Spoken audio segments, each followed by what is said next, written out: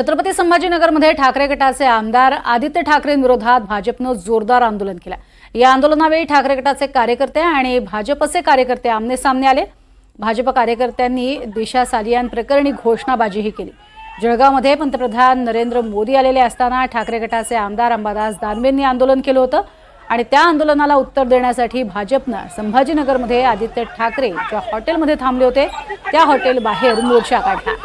आदित्य ठाकरेंना भाजप कार्यकर्त्यांनी काळे झेंडेही दाखवले। शिवाय ठाकरे गटाच्या कार्यकर्त्यांनीही पोलिसांनी आंदोलकांना ताब्यात घ्यावं अशी मागणी केली। दरम्यान पैठणमध्ये आदित्य ठाकरेंची सभा पार पडली। सभेआधी भाजप कार्यकर्त्यांनी हा गोंधळ घातला।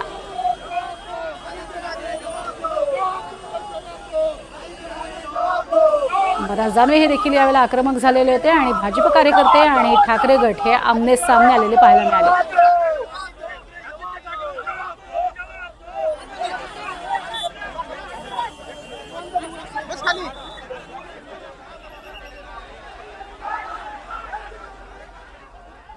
दरम्यान संभाजीनगरमध्ये झालेल्या आंदोलनावरून आदित्य ठाकरेंनी भाजपवर हल्लाबोल केला। भाजपला त्याविरोधात आंदोलन करण्याची गरज काय असा सवालच आदित्य ठाकरेंनी विचारला। आंदोलन करायला तेव्हा तुम्ही यांना राजकीय बोलता, ज्यांच्यावर लाठीचार्ज चालवता त्यांना अटक करता, पण ज्यांनी बलात्कार केला किंवा मोलेस्टेशन केलं त्याच्यावर एफआयआर घेण्यासाठी तुम्हाला 10 दिवस लागले, 10 तास त्या महिलेला बसवलं तिथे, गरोदर महिलेला।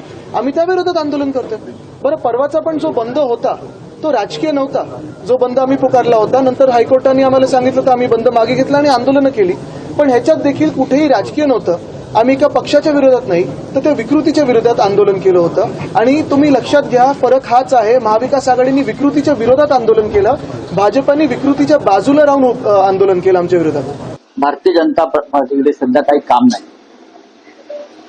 भारतीय जनता पार्टी ही एक भ्रमिष्ट पार्टी आहे, एक भ्रमिष्ट पार्टी। आणि या राज्यामध्ये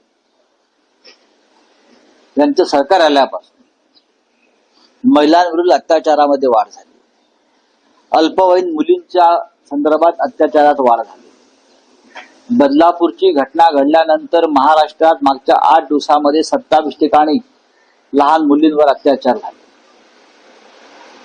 आणि त्यांना याबाबत प्रश्न विचारले की मग ती बनावट प्रकरण निर्माण करतात भाजपचे कार्यकर्ते, जे स्वतःला म्हणून देतात ते भाजपचे कार्यकर्ते नसतात, ते पगारी नोकर आहेत।